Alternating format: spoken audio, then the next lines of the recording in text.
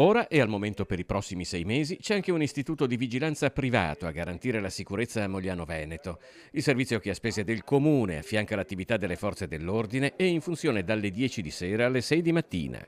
Controlla il nostro patrimonio immobiliare e scolastico, opererà nel centro fino a circa alle ore calde della movida del centro di Mogliano per poi passare anche in tutte le zone dei 9 frazioni che noi abbiamo qui a Mogliano. Ma in quali modalità si svolge l'attività di un'azienda di vigilanza privata che si muove a supporto delle forze dell'ordine?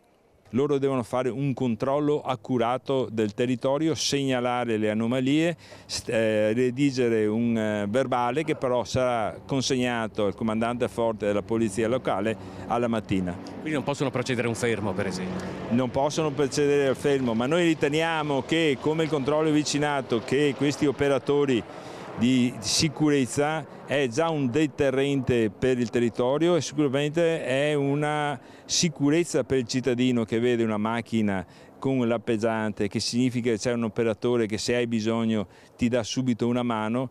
L'amministrazione comunale ha adottato l'iniziativa anche sulla base dei riscontri positivi che progetti analoghi hanno raccolto in altre località.